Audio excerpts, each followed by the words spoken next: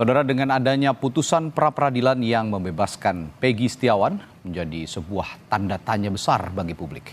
Bagaimana sebenarnya proses penyelidikan dan penyidikan kasus pembunuhan Vina dan Eki?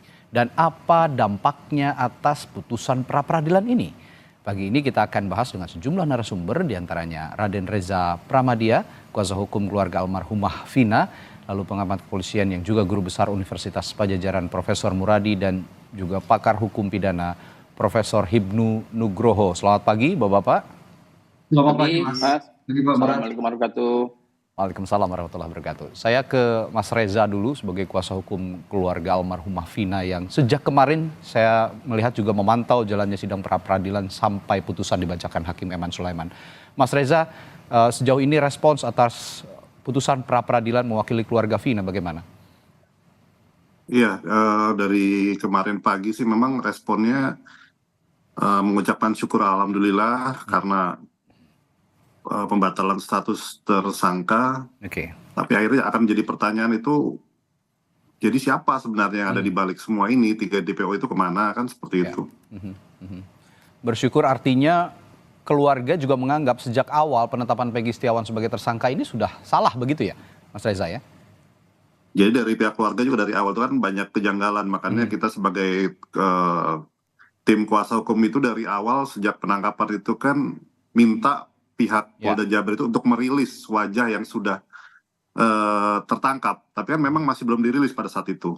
Dan juga tiba-tiba setelah penetapan tersangka yang menurut kami sangat terburu-buru, waktu itu sekitar 2 minggu, dan juga ada statement bahwa 2 terduga DPO lainnya itu dinyatakan fiktif, itu yang makin menimbulkan tanda tanya besar bagi kita dan tidak ada konfirmasi apapun ke pihak keluarga almarhum Vina. Tapi artinya hingga detik ini keluarga almarhumah sendiri menganggap bahwa 3 orang yang pada putusan pengadilan tahun 2017 ya ini diungkap begitu, ada 3 orang yang masuk dalam daftar pencarian orang. Ini sebenarnya masih tetap ada begitu ya, bukan fiktif. Artinya masih tetap ada dan harus tetap dicari begitu. Karena kita juga menyaksikan sidang pra-peradilan kemarin, kalau tidak salah di sidang yang kedua dari pihak Polda Jabar juga menyebutkan memang ada 3 DPO di situ. Berarti kan diungkapkan lagi memang ada 3 DPO gitu. Nah itu yang membuat keyakinan kita memang dari awal kan mereka semua ada perannya masing-masing. Lalu kenapa dibilang fiktif, dan terakhir yang terbaru kemarin di sidang pra-peradilan kan dimunculkan kembali oleh pihak kuasa hukum Polda Jabar sendiri seperti itu. Oke. Pihak keluarga kan kemarin saya juga sempat berbincang dengan ibunda almarhumah Ibu Sukaisi bahwa tetap meminta 3 orang yang masuk dalam DPO ini tetap diungkap dan dicari begitu keberadaannya, karena kalau masih berkeliaran ya memang ini tidak adil untuk keluarga, tidak adil untuk almarhumah Vina begitu. Apakah ada upaya juga dari kuasa hukum untuk juga ikut menindaklanjuti begitu keinginan keluarga untuk mengungkap siapa 3 orang yang ada di dalam DPO dan bagaimanapun harus ditangkap? Apa ada upaya seperti itu sejauh ini? Iya, jadi pihak kami sih sangat terbuka sekali kepada siapapun yang memberikan informasi tambahan. Dan kami juga sering memohon kepada Presiden Jokowi untuk membentuk tim pencari fakta yang benar-benar independen, yang terdiri daripada profesor ahli hukum pidana. Jadi nanti itu kan benar-benar independen dan transparan. Jadi kalau menurut kami ya hanya itu solusinya biar semua ini terbuka, kasus ini selesai seperti itu. Oke. Ya, saya ke Prof Hibnu. Prof Hibnu, proses ini membuktikan apakah penyidikan Polda sejak awal kasus ini bergulir, atau bahkan sebelum di Polda ada di Polres ya pada saat itu, di Polres Cirebon, sejak awal pada tahun 2016 ini sudah cacat secara prosedur begitu, Prof Hibnu? Ya. Jadi gini, memang dalam ilmu kriminalistik ya, ilmu pengungkapan perkara, tampaknya pengungkapan di Polresta Cirebon ketika itu tidak all out. Tidak all-nya apa? Karena bukti-bukti saintifik terkait dengan bukti pendukung, ilmu bantu, apakah itu HP, 2016 kan HP sudah banyak toh Mas? Ya, betul. Apakah CCTV kan juga sudah banyak kan? Itu dilakukan. Pertanyaannya, apakah itu sengaja ataukah ada faktor lain? Ini yang harus kita perhatikan. Nah itu. Kalau memang itu tidak dilakukan, berarti keprofesionalnya jelas tidak Ya. profesional. Hmm. Karena apalagi di era sekarang, era 2016 itu bukti-bukti forensik, bukti pendukung itu sangat akurat, apalagi di jalan raya. Nah, itu. Tapi kalau memang sengaja, adakah sesuatu yang disembunyikan? Nah, ini nggak tahu kita, nggak tahu. Ya. Mudah-mudahan tadi usulan Mas Reza tadi, Mhm. ketika diproses ulang, ini kan konsep batal demi hukum itu batal itu kan dianggap tidak pernah ada. Jadi diulang lagi, sprindiknya diulang lagi, buktinya harus bukti baru lagi di luar bukti yang kemarin. Nah, inilah kalau memang dibentuk tim pencari fakta akan ketemukan apakah karena ketidakprofesional, apakah karena faktor tertentu. Oke. Ini yang diperdebatkan. Sehingga sampai pada situasi sekarang, tanda petik ada kesesatan hukum sampai pada suatu putusan yang setelah terjadi. Karena apa? Sebetulnya kalau kita bicara sistem peradilan pidana, konsep praper sebagai bentuk koreksi itu sudah dilakukan sejak awal. Tapi kenapa tidak dilakukan? Satu. Kedua, di dalam persidangan juga demikian juga. Kenapa tidak dilakukan dalam suatu eksepsi tentang surat dakwaan yang obskur? Itu juga tidak dilakukan. Sehingga pada suatu titik, pada putusan akhir, bebas lepas pemidanaan, terminologi DPO masih ada. Ini yang saya kira suatu kekeliruan yang fatal. Karena DPO dalam suatu sistem peradilan pidana itu menyangkut orang, subjek hukum, menyangkut pertanggungjawaban. Nah, bicara hukum kan bicara pertanggungjawaban dan bicara perbuatan. Ya. Kalau itu tidak terjadi, lah apa yang dilakukan? Ini yang kayaknya koreksi ketika itu yang mulus-mulus saja. Sehingga sampai sekarang terjadinya viral inilah akhirnya dikoreksi, dikembalikan pada suatu proses hukum yang betul. Oke. Lalu begini Prof, ada juga di dalam kasus ini 7 terpidana yang saat ini sudah mendekam di penjara karena sudah diadili begitu. Pada tahun 2017 sudah putus, ada 7 orang yakni Jaya, Supriyanto, Hadi Saputro, lalu Eka Sandi, Sudirman, Eko Ramdhani, dan juga Rivaldi Aditya Wardana. Ini apakah mereka juga, kalau Anda mengatakan tadi harus ada penyidikan dan penyelidikan ulang, apakah mereka 7 orang ini juga artinya bisa punya kans untuk dinyatakan tidak bersalah sebenarnya?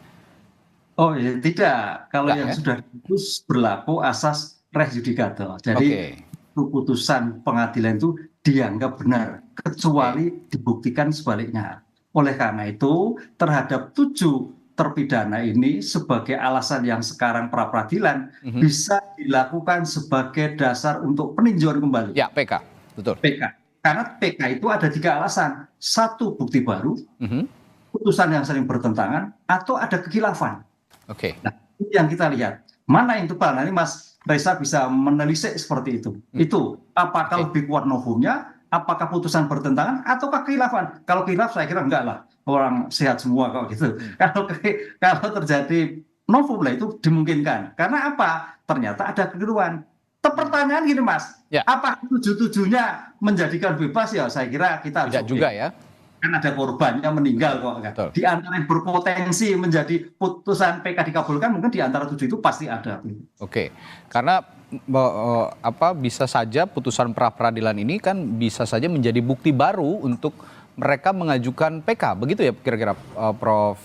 Iya, Hipnu? iya, sebagai bukti baru artinya sejak awal ada suatu permasalahan, kan gitu. Ya. Konsep itu yang saya menjadi titik cut off untuk melakukan suatu upaya hukum lainnya. Oke, saya ke Prof. Muradi. Prof, dengan putusan ini, Anda melihat kinerja polisi sejauh ini dalam kasus ini bagaimana? Ya, saya ada 5 catatan Mas terkait pasca kasus. Pertama memang tadi sampaikan soal keberlanjutan kasus ya. Yang kedua tata kelola manajemen penyidikan, manajemen penindakan dan sebagainya. Ini ada perkapnya, ini apakah perlu dievaluasi perkapnya atau orang per orang. Yang ketiga kita bicara soal citra polisi. Ini kan juga awal Juli kemarin kan Kompas juga buat polling ya, dan hasilnya bagus banget. Saya kira juga jadi problem, akan jadi head to head di mata publik ya. Nah, yang ketiga bicara soal muncul lagi no viral justice. Ini juga salah satu yang saya kira perlu dipertimbangkan betul oleh teman-teman di internal polisi, bahwa ini bukan main-main, karena ternyata kekuatan viral jauh lebih besar dibanding kemudian yang belakangan muncul ini. Nah, yang kelima saya kira juga internalnya code of silence. Code of silence itu juga salah satu yang kemudian saya kira agak rancu dengan jiwa korsa. Nah, 5 ini yang saya kira perlu dilihat secara komprehensif berkaitan dengan internal Polri. Nah, saya melihat bahwa yang pertama tadi yang Mas Reza dan Prof Ibnu sampaikan, saya nggak sampai sejauh bikin mencari fakta. Ini cukup misalnya diambil oleh Mabes Polri. Karena sebenarnya problemnya itu bukan problem buat saya ya. Problemnya bukan problem yang sifatnya kemudian manifest ya. Ini problem orang per orang yang kemudian berselancar di Perkapolri, berselancar dengan hal-hal yang sifatnya kemudian berkaitan dengan kekuasaan Polri. Jadi saya kira diambil di situ, yang kemudian berikutnya baru kemudian kita akan ambil misalnya evaluasi Dirkrim penyidiknya, kemudian di Polda Jabar, dan mungkin juga mundur agak jauh di 2016 misalnya dua Kapolres yang kemudian bertugas ketika itu, kemudian ada kasat reserse dan sebagainya. Di situ kelihatan bahwa kita akan punya situasi yang jauh lebih objektif saya kira. Kenapa? Karena ada Kompolnas, ada Komisi 3 yang sudah memang jauh lebih concern sekarang ya. Nah, yang terakhir saya kira perlu juga dilihat adalah, saya ini mungkin juga agak berat dilakukan, tapi saya kira Kapolri perlu juga untuk mempertimbangkan permohonan maaf, sama seperti yang beliau lakukan ketika kasus Sambo dan juga Teddy Minahasa. Jadi memang permaaf ini bukan untuk merendahkan Polri, tidak, tapi untuk menyatakan bahwa polisi juga manusia, memang perlu juga kemudian ada hal yang perlu diawasi, dikendalikan oleh publik juga, oleh publik, oleh juga oleh kita semua. Nah, artinya memang konteks ini saya kira memang pada akhirnya berhenti kalau memang misalnya kebijakan dari pimpinan Polri jauh lebih komprehensif. Tadi yang saya bilang, saya ingin membayangkan misalnya pimpinan Polri mengambil alih, kemudian Kapolri juga minta maaf, selesai di situ, kemudian tahapannya dilanjutkan tadi yang disampaikan oleh Mas Reza dengan Prof Ibnu. Tapi saya jauh lebih simpel, misalnya cukup misalnya mengambil oleh Mabes, kemudian kita awasi bersama-sama. Kenapa? Karena waktu Sambo pun juga selesai sebenarnya. Sambo jauh lebih berat ya ketimbang sekarang ini. Hanya memang masalahnya adalah bagaimana kemudian kendali dari pimpinan jauh lebih efektif untuk bisa menyelesaikan masalah ini gitu, Mas Reza. Oke, ya saya ingat betul bahwa beberapa waktu yang lalu survei Litbang Kompas juga memotret begitu ya. Pada kasus Verdi Sambo ketika itu institusi Polri citranya sangat jatuh, sangat drop sekali. Dan dari situ berangsur naik kembali sampai hingga saat ini sekitar 70%-an begitu. Nah, bukan tidak mungkin berarti Prof Muradia drop lagi saat ini kepercayaan masyarakat terhadap Polri. Ya, ada dua kemungkinan. Pertama, memang kalau ini responnya cepat dari internal Polri, segala pimpinan Polri cepat, saya kira selesai ini. Selesai artinya problem ini buat saya, mungkin Pak Prof ini izin ya, saya bukan orang pidana ya. Jadi saya kira ini problemnya problem simple sebenarnya. Ada problem human error yang kemudian saya kira berselancar di aturan perkap, aturan kemudian proses penyidikan dan sebagainya. Jadi saya kira ini poin pertama itu. Nah, yang kedua, kalau ini selesai, saya kira ya polisi akan bisa melokalisir. Karena begini, Mas Reza, kalau yang pertama itu tidak dilakukan, maka kedua itu harus melokalisir orang-orang yang bermasalah. Jadi kalau saya bilang sebutnya misalnya, saya sampai hari ini hilang sama sekali ya, ada Ibtu Rudiana. Ya. Itu kemana sekarang orang itu? Ya. Itu kan musti aktor kunci yang perlu juga dieksplorasi lebih dalam. Yang kedua misalnya dua Kapolres ini kan saya kenal baik ya, sudah jadi jenderal mereka. Itu perlu ditanyakan juga walaupun mungkin keterlibatannya tidak terlalu dalam. Kemudian kasat reserse waktu itu sekarang sudah jadi AKBP. Itu juga bisa kemudian dipanggil ulang, kemudian dicek lebih jauh. Jadi memang diurut kacang lagi dari 2016 sampai hari ini. Dari situ saya kira dalam 3-6 bulan saya kira selesai. Jadi kalaupun kemudian Polri agak turun sedikit, saya kira karena memang tanda kutip perilaku code of silence, perilaku berselancar di aturan dan sebagainya, itu membuat pada akhirnya pimpinan Polri harus kemudian turun tangan lagi untuk bisa memberikan keyakinan publik bahwa memang ini memang orang per orang yang memang harus dilokalisir. Dan lokalisir itu salah satu adalah dengan misalnya mengambil alih kasus ini, plus kemudian pimpinan Polri berkomitmen menyelesaikan dalam 1-2 bulan. Saya kira saya bukan menyederhanakan masalah ini, tapi sebenarnya kalau ngelihat aktor-aktor yang ngelihat oknum-oknumnya, saya kira dalam waktu 1 bulan pimpinan Polri bisa menyelesaikan ini secara efektif gitu, Mas. Tapi saya pikir juga ini kasusnya sederhana sebenarnya, tidak perlu atau tidak memerlukan kerumitan yang luar biasa begitu, karena memang sejak awal jika memang penyidikan dan penyelidikan dilakukan dengan prosedur yang benar gitu, saya kira tidak akan sesulit ini dan tidak akan berlama-lama menunggu sampai 8 tahun untuk mengungkap kasus ini. Tadi sempat disinggung oleh Prof Muradi soal keberadaan Ibtu Rudiana. Saya akan bertanya juga ke Mas Reza soal posisi Ibtu Rudiana. Keluarga almarhumah Vina sejauh ini pandangannya terhadap posisi Ibtu Rudiana bagaimana, Mas Reza?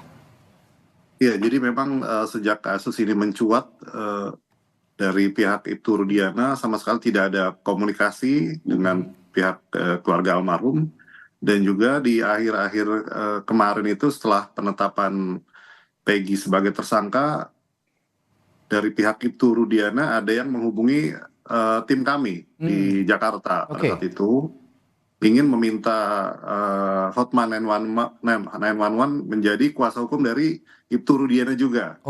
Tapi dengan bahasanya seperti kalau Peggy itu memang tersangkanya, ada titipan bahasa seperti itu. Dan juga tim kami akhirnya menolak untuk menjadi tim dari Ibtu Rudiana, dan kita hanya fokus kepada almarhum Vina. Jadi memang hanya ada komunikasi seperti itu saja, setelah itu tidak ada lagi, dan sebelumnya juga tidak ada komunikasi sama sekali. Itu kapan permintaan itu dilakukan, Mas Reza? Tidak lama setelah tertangkapnya yang kemarin terduga DPO 1 yang bernama Peggy kemarin. Lalu kalau harapan keluarga sendiri terhadap posisi Ibtu Rudiana ini dalam kasus almarhumah Vina ini untuk mengungkap seterang-terangnya kasus ini, bagaimana? Ya, harapan keluarga sih, ayo kita sama, dari awal juga memang kita mencoba menghubungi beliau, kita sama-sama kita mencari tambahan informasi, atau kan mungkin pada saat kejadian dahulu kan memang yang berperan sangat aktif kan itu Rudiana ya, untuk memiliki laporan segala macam gitu kan. Jadi ayo kita sama-sama membuka tabir nih, ada apa sebenarnya, kalau ditutupin ya tolong kita buka biar kasus ini segera selesai, tidak berlarut-larut seperti ini, akhirnya menimbulkan kegaduhan di mana-mana. Jadi itu yang kita ingin, ayo kita sama-sama biar kasus ini nggak seperti ini. Saling tuduh segala macam kan, seperti itu. Ya, terlebih Ibtu Rudiana sendiri anaknya menjadi korban begitu, teman dekat Vina yang juga anaknya menjadi korban. Ini satu hal yang positif sebenarnya jika memang bisa dilakukan bersama dengan keluarga begitu ya kira-kira, Mas Reza ya? Iya, pada saat itu kan memang kita di awal itu kan mencari, Bang Hotman juga di Instagramnya, ayo kita sama-sama, kita ketemu, kita diskusi, bahas bareng, kita bantu pihak polisian, tapi kan memang sama sekali tidak ada respon. Sampai pada saat itu dari pihak Ibtu Rudiana menelpon tim kami. Dan itu pun ya akhirnya kita tidak menanggapi lebih jauh, kita tetap fokus ke keluarga almarhum Vina. Kita kembali ke pokok pembahasan kita pagi hari ini soal adanya efek domino dari putusan pra-peradilan Peggy Setiawan. Saya akan kembali bertanya nanti ke Prof. Hipnu. Selain yang sudah kita bicarakan tadi, efek domino apa lagi atau dampak apa lagi yang akan muncul ketika putusan pra-peradilan terhadap Peggy Setiawan ini sudah diputus oleh Hakim Tunggal Pengadilan Negeri Bandung, Jawa Barat? Akan dijawab oleh Profesor Hipnu setelah jeda di Sapa Indonesia Pagi. Tetaplah bersama kami. Masih membahas efek domino ataupun dampak yang muncul dari putusan pra-peradilan yang diputus oleh Hakim Tunggal Pengadilan Negeri Bandung kemarin terhadap Peggy Setiawan yang sebelumnya ditetapkan sebagai tersangka oleh Polda Jawa Barat dalam kasus pembunuhan Vina, dan kemarin status tersangkanya sudah dibebaskan, langsung dibebaskan dari hukum, dikembalikan kepada keluarganya. Nah, saya akan tanya juga ke Prof. Hipnu. Tadi kita sudah membahas tipis-tipis begitu, Prof, beberapa dampak ataupun efek domino yang muncul akibat putusan pra-peradilan ini. Salah satunya adalah putusan pra-peradilan yang menjadi bukti baru bagi beberapa pihak, termasuk mungkin terpidana kasus Vina yang sudah dihukum saat ini. Nah, kalau saya hendak tanyakan lagi, apakah ada efek domino lain atau dampak lain yang bisa muncul atas putusan pra-peradilan ini, Prof? Ya, dampak yang lain pertama bagian dari sistem peradilan pidana kita harus evaluasi. Karena sebetulnya memang di dalam sistem peradilan pidana kita, pra-adjudikasi, pemeriksaan penguapan perkara di kepolisian itu sebagai pintu gerbangnya. Pintu gerbang dalam suatu penguapan perkara. Dalam pra-adjudikasi ini sebetulnya ada kejaksaan. Kejaksaan yang membackup, yang melakukan suatu pra-penuntutan, suatu koordinasi, apakah siap untuk disidangkan, apakah syarat material, syarat formil terpenuhi atau tidak. Tampaknya waktu itu tidak berjalan. Tidak berjalan kenapa? Karena ada unsur DPO itu masih muncul terus kan, terkait pertanggungjawaban kan itu loh. Satu, tidak berjalan. Kemudian kita di dalam sistem peradilan pidana di adjudikasi tampaknya juga tidak ada kontrol sekali, atau memang ada kontrol dari penasihat hukum, tapi hakim pengadilan waktu itu tidak merespon menggali penuh tentang konsep surat dakwaan. Kalau itu betul kan harusnya surat dakwaannya dinyatakan obskur, batal. TKP-nya tidak jelas, subjeknya juga tidak jelas. Obskur, dianggap tidak pernah ada. Makanya harusnya kalau memang di praadjudikasi kepolisian lolos, di pengadilan bisa menyelesaikan dakwaan batal, dianggap tidak pernah ada. Itu nol kembali juga, Mas. Nah, itu yang bermasalah. Yang kedua, efek domino yang kedua ini yang ditunggu. Bagaimana sekarang penasihat hukum meminta ganti rugi.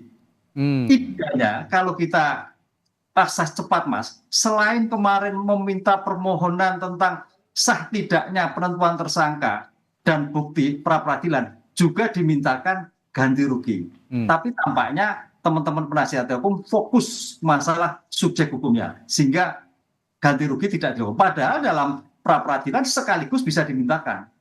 Nah, karena kemarin tidak dimintakan, mudah-mudahan teman-teman penasihat hukum segera sekarang, ya paling tidak mengajukan gugatan tersendiri lagi, gugatan keperdataan kepada negara dalam ini Polri untuk memberikan ganti rugi kepada Peggy selama dalam penahanan, masa depan, masa nama baik dan sebagainya. Itu yang saya kira terus dilakukan, dan itu rujukannya sudah ada, PP-nya sudah ada 2016. Ya maksimal sih hanya 600 juta, tapi suatu lompatan, Mas. Coba kalau kita dulu sebelum 2015 PP itu terbentuk itu hanya 10 juta. Ini suatu yang tidak penghargaan. Kita sudah penghargaan, Pak, bagus lah. 2015 ketika ada salah tangkap salah orang, maksimal kalau nggak salah 500 juta. Ini saya kira suatu yang cukup memberikan angin segar ketika seseorang melakukan suatu proses yang tidak profesional dalam penangkapan. Sehingga Polri dalam negara harus memberikan ganti rugi pada terdakwa atau tersangka yang dibebaskan. Ini istilahnya ini punishment lain lah ya kepada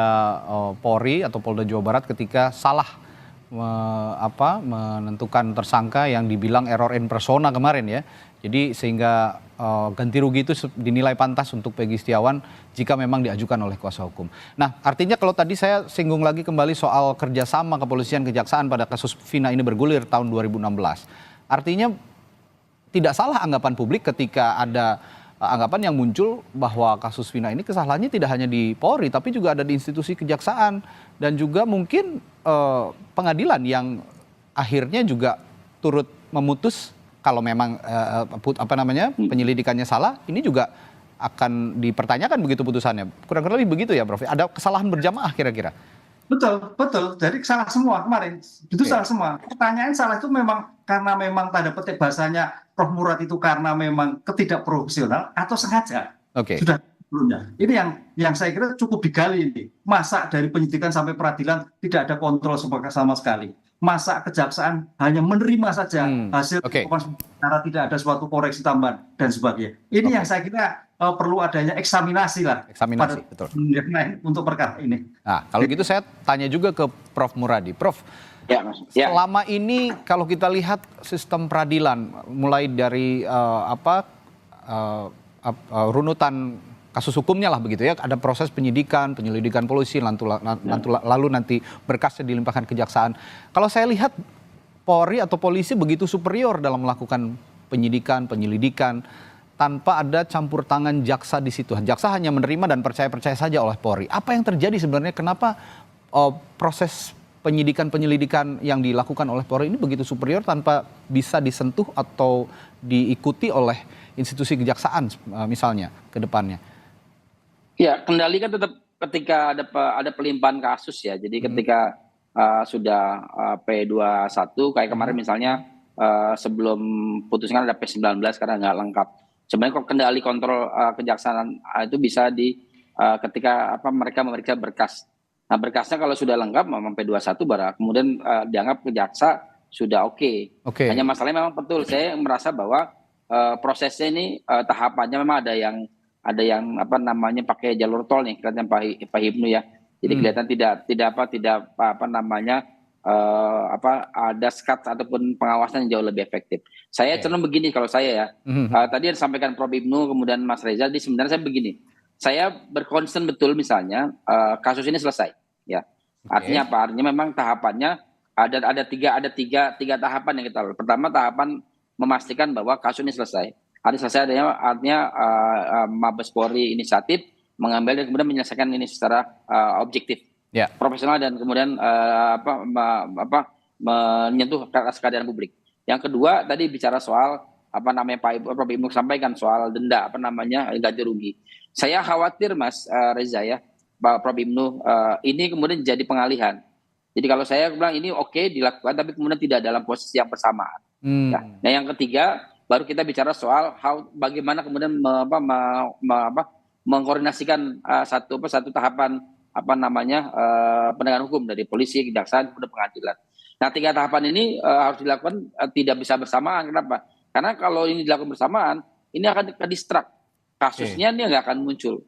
Kasusnya ini nggak akan dan efek jerah oknum polisi yang nakal itu nggak bisa kemudian kita dapatkan, Prof. Ibnu, Mas Reza. Jadi saya sih berharap sebenarnya kalau kita ingin fokus saja bahwa proses ini harus diselesaikan di level pengungkapan siapa sesungguhnya yang jadi aktor dari kasus pembunuhan Vina dan Eki ini gitu.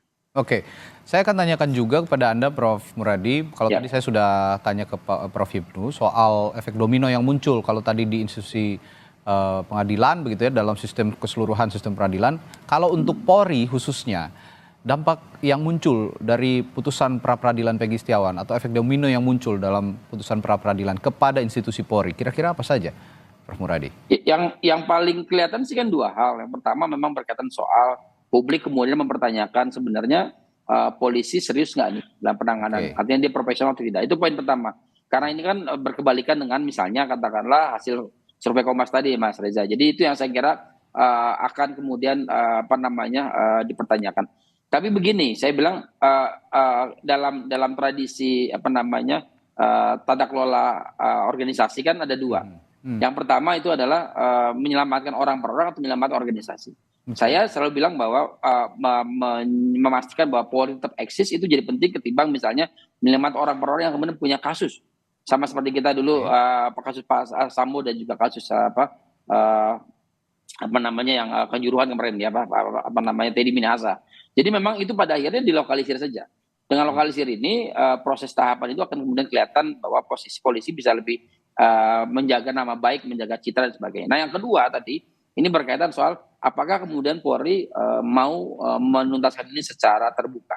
Nah ini yang saya kira perlu yang kemudian saya disampaikan di awal Prof. Ibnu dan Mas Reza ya, bahwa saya berharap sebenarnya fokus dulu pada proses penanganan kasus ini. Untuk ganti rugi, untuk kemudian proses berikutnya kita berjalan bersama. Dan berikutnya kemudian nanti teman-teman Polri juga akan melokalisir orang-orang yang kemudian dianggap terduga atau dianggap punya peran. Itu yang kemudian dilakukan ketika kasus Sambo. Dan saya kira sekali lagi saya bilang saya bukan mengecilkan arti kasus ini ya, tapi ini jauh lebih sebenarnya lebih simpel untuk bisa diselesaikan oleh Polri ketimbang kasus yang sebelumnya. Jadi memang perlu optimisme dan perlu kemudian mendorong pimpinan Polri untuk melakukan langkah-langkah sifatnya lebih komprehensif seperti itu. Ya tadi Prof. Ibnu juga sempat menyinggung bahwa bisa saja kasus ini dibuka kembali begitu, dilakukan penyelidikan dan penyidikan ulang. Nah, apa yang harus dilakukan oleh Polri setidaknya kalau memang penyelidikan dan penyidikan ini dibuka kembali dan diulang begitu, Prof. Muradi? Iya, dari awal kan memang ketika ini tidak dibuka hanya parsial akan muncul seperti ini. Jadi memang kita memang kacang dari awal itu, Mas Reza. Jadi dari awal misalnya 2016, siapa yang terlibat waktu itu? Kapolresnya siapa aja? Kasat Reserse-nya siapa aja? Kemudian penyidiknya siapa aja? Dari situ kemudian nanti kelihatan bertahap. Nanti ada yang menyentuh juga mungkin Ibtu Rudiana yang dulu jadi kasat narkoba misalnya, kan itu kan juga perlu dilihat. Jadi kemudian nanti apakah ada kaitannya dengan kerja Pak Rudiana dengan misalnya teman-teman geng motor itu. Dan dari situ nanti kelihatan Mas. Nah artinya memang itu nggak bisa serta-merta dilakukan oleh parsial. Makanya saya mengusulkan ini diambil oleh Mabes Polri 1 bulan 2 bulan ini selesai kemudian bisa kemudian polisi bisa menjaga citranya tetap baik di mata publik. Artinya diambil alih Mabes Polri dan personel Polri yang pada saat kejadian melakukan penyelidikan di tahun 2016 itu dilibatkan kembali, kurang lebih begitu ya, Persis. Prof. Muradi, ya, Persis dilibatkan seperti itu. kembali Yes, persis seperti sehingga runut begitu. Masalahnya runut, proses penyidikannya runut, juga bisa diungkap sebenar-benarnya apa yang sebenarnya terjadi begitu. Nah, kalau begitu saya ke Mas Reza juga sebagai kuasa hukum keluarga. Jika memang kasus ini dibuka kembali, dirunut kembali dari awal, penyelidikan dan penyidikannya diulang kembali, peran yang akan diambil kuasa hukum bagaimana nantinya? Ya, jadi memang kita kan di sini sebagai kuasa hukum dari korban gitu. Kita hanya bisa mengawasi dan mengikuti semua proses hukum yang akan dijalani nantinya. Dan menurut kami juga tadi malam ngobrol dengan tim, masalah kebebasan Peggy ini kan memang secara substansi hukum kan sebetulnya belum bebas. Jadi di situ hanya ada pelanggaran dari hukum acara. Bisa saja nanti suatu ketika Peggy yang baru bebas ini dipanggil ulang sebagai saksi. Kan seperti itu. Nah, itu kan berarti jadi bebas ya memang bebas, tapi kan bisa saja suatu saat dipanggil lagi sebagai saksi dahulu nih, karena yang kemarin itu kan dilewati nih proses pemanggilan sebagai saksi. Jadi apapun keputusannya nanti ya kita tetap optimis kalau pihak kepolisian bisa menyelesaikan kasus ini yang memang sebetulnya gampang kalau memang pengen diselesaikan menurut kami. Tapi kalau memang dari 8 tahun lalu ada 3 terduga DPO yang menurut kami ya sebetulnya mudah-mudahan saja kalau pihak kepolisian serius gitu kan. Tapi kenapa selama 8 tahun terus tiba-tiba dalam waktu tidak lama bisa ketangkap, kenapa nggak dari kemarin itu kan bahasa-bahasa netizen kan akhirnya seperti itu spekulasinya kan. Jadi kita tetap berharap apapun keputusan nanti, kita berharap itu yang terbaik untuk Polri dan kasus ini segera terungkap, siapa mungkin ada aktor intelektual di belakangnya sehingga kasus ini akan sulit dipecahkan gitu. Saya ke Prof. Hipnu lagi, Prof. Kalau gitu jika memang kasus ini dibuka kembali begitu ya, maksudnya penyelidikan diulang, lalu semua personel kepolisian yang pada saat kejadian juga bertugas untuk melakukan penyidikan dilibatkan kembali begitu dan di take over oleh Mabes Polri. Nanti simulasinya kurang lebih sementara seperti itu tadi yang digambarkan oleh Prof. Muradi. Nah, kalau begitu mereka juga yang saat ini menjadi terpidana itu bisa bersaksi kembali atau dipanggil kembali, diperiksa kembali ya Prof. Hipnu ya? Ya, betul. Jadi begini, kita meluruskan Mas Reza, betul. Jadi sekarang PG itu bebas dalam arti sosiologis. Bebas dalam arti tidak terbukti dalam putusan akhir. Nah, itu harus kita luruskan itu. Jadi karena apa? Pra-peradilan itu hanya kontrol tentang sah tidaknya pemeriksaan terdakwa, sah tidaknya penentuan tersangka, gitu. Baru syarat formal, belum material. Makanya bebas itu bebas dalam arti sosiologis, bukan bebas dalam arti normatif putusan akhir. Dengan demikian terhadap Peggy pun masih diperiksa kembali. Diperiksa kembali, ditanya kembali, termasuk saksi-saksi yang sudah menjadi tersangka atau terdakwa. Ini juga harus diberikan. Karena kan paling tidak penyertaannya itu seperti apa? Ini yang belum jelas. Masing-masing 13 orang, perannya seperti apa? Alatnya seperti apa? Turut sertanya bagaimana? Ini yang belum kita nampak. Apalagi setelah sebagai aktor yang tuduhannya kemarin Peggy itu sebagai aktor, itu ternyata tidak terbukti semua. Tidak terbukti. Artinya bukti ini tidak ada mengarah ke sana gitu. Ini yang jadi problem besar. Oleh karena itu memang dari nol kembali, ya penyidik yang dulu itu jadikan supervisi pengawas, tapi kalau bisa penyidik baru. Yang awal, yang lama juga harus diikutkan, tapi sebagai bentuk konsultasi. Kan itu loh. Karena kalau kita lepas kepada penyidik yang lama, agak sulit. Satu. Yang kedua, berbasis pada saintifik, karena sudah 8 tahun lalu. Bisakah suatu CCTV bisa dibuka kembali? Adakah HP yang temukan? HP itu penting sekali. Karena dalam buktian ke depan, bukti forensik itu nomor 1. Bukti elektronik, kalau saksi bisa lupa, ingat, bingung, dan sebagainya. Ini yang tidak ada.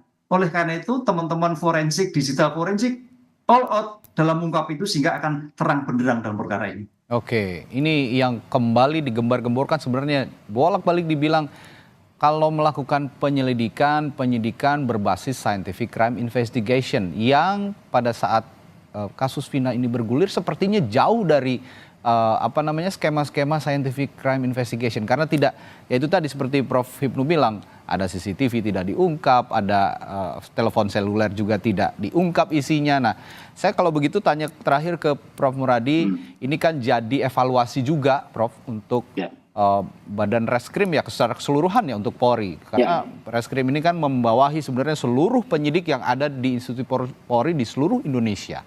Catatan untuk Reskrim dan kembali dalam track yang bolak-balik ditekankan oleh Kapolri, scientific crime investigation. Apa yang perlu dibenahi sebenarnya dari Badan Reserse dan Kriminal Polri secara keseluruhan di institusi Polri? Ya, Mas, ada 4 hal ya. Yang pertama memang ini menyangkut soal SDM yang nggak rata, nggak sama. Ya, betul. Jadi katakanlah misalnya merata di setiap daerah. Posisi penyidik itu kadang-kadang ada yang penyidik yang kemudian dia inisiatif sekolah fakultas hukum, Prof. Kemudian mereka juga mendalami lebih dalam, kemudian mereka juga ada yang sekolah S2 dan sebagainya. Tapi ada yang kemudian dia memang mendapatkan berdasarkan pada pengalaman. Ini juga problem sendiri. Yang kedua, tadi bicara soal alat toolsnya. Nggak semua Polres bahkan Polda sekalipun juga itu punya yang disebut sebagai pendekatan yang disebutkan nama Prof Im tadi. Ini juga problem sendiri. Kenapa? Karena kadang-kadang punya tapi nggak bisa menjalankan fungsi itu. Makanya seringkali lebih banyak pakai feeling ya, pakai istilahnya itu pakai institusi yang memang pada akhirnya merasa bahwa ini loh kelihatannya akan jadi tersangka. Nah, yang ketiga ini yang saya kira adalah kita bicara soal ya saya sebut lagi anggota Polri manusia ya, dia perlu diawasi, perlu segala macam. Dan proses ini yang kemudian pada akhirnya orang lupa bahwa setiap kasus di Polres itu, ini cerita sedikit ya, atau bahkan Polsek ya, kalau di Bandung Polsek itu hanya 3 juta per kasus per tahun. Jadi memang padahal kalau misalnya katakanlah di Jatah misalnya per bulan satu Polsek itu 20 kasus saja, maka dia akan habis. Nah, ini yang pada akhirnya mereka harus berputar ini.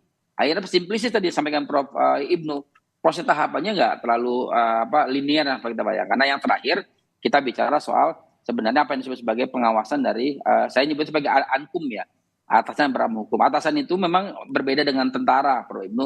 Kalau tentara itu kan dia dari jenderal ke bawah, dia bisa ada masalah di bawah, jenderalnya kena. Nah, kalau di polisi itu kan dia paling terdekat siapa misalnya? Katakanlah misalnya di Direkrim ya. Dia nggak akan kena sampai Kapolda, hanya sampai Direkrim saja yang atasnya yang langsung. Nah, ini yang saya kira kendali kontrol itu penting untuk kemudian di atas 1 2 3 dua level di atasnya. Nah, 4 tahapan ini itu hanya bisa dilakukan oleh pimpinan Polri, penuhi dulu. Jadi sekolahkan teman-teman penyidik biar sama dulu. Yang kedua misalnya penuhi juga misalnya infrastruktur atau toolsnya. Nah, yang ketiga baru kita bicara soal bagaimana mereka menstimulasi kinerja mereka untuk apa? Untuk kesejahteraan. Karena apa? Karena tadi saya bilang karena kasusnya subsidi silang begitu, pada akhirnya kemudian mana yang kasus yang kemudian menjadi atensi jadi utama. Nah, sementara dianggap Vina ya, kasus Vina waktu itu ya, itu dianggap tidak terlalu atensi karena apa? Karena dianggap bukan orang besar, bukan kemudian punya efek pemberitaan yang besar dan sebagainya. Akhirnya dia dilakukan dengan seadanya. Nah, ini yang saya kira kenapa penting manggil Kapolres lama, manggil Kasat yang lama, kemudian manggil supaya kemudian jadi satu, duduk bersama dengan seperti presiden sampaikan Ibnu awal tadi gitu. Oke, dan satu lagi mungkin lembaga pengawas kepolisian dalam hal ini Kompolnas juga yang bersifat independen gitu ya, Prof. Jangan jadi juru bicara Polri, tapi jadi pengingat, mengoreksi begitu kira-kira. Ketika kasus saya kira lumayan sekarang, mereka lumayan kok dibanding periode sebelumnya. Oke, nah ini yang juga jadi harapan publik, jadi harapan bersama bahwa jika memang kasus ini dibuka kembali, penyidikan dilakukan ulang, lalu semua personel Polri yang pada saat kejadian terlibat penyelidikan itu dilibatkan kembali dan diambil alih oleh Mabes Polri, ini publik berharap semua bisa bekerja on the track, begitu pengawasan yang baik juga dilakukan oleh Kompolnas. Semua dilakukan sesuai prosedur dengan metode scientific crime investigation dan evidence yang bukti-bukti yang otentik, yang kuat, tidak hanya berdasarkan asumsi dan keterangan saksi, tapi juga ada yang otentik.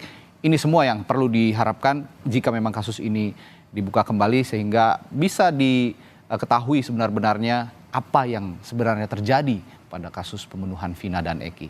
Baik, terima kasih para narasumber saya pagi hari ini sudah berbagi perspektifnya luar biasa. Ada Raden Reza Pramadya, kuasa hukum almarhumah keluarga Vina, lalu pengamat kepolisian yang juga guru besar Universitas Pajajaran Profesor Muradi, serta pakar hukum pidana Profesor Hibnu Nugroho. Terima kasih Bapak-Bapak, sekali lagi sehat selalu Pak. Makasih, Terima kasih Pak Ibnu, Terima kasih. Mas Reza.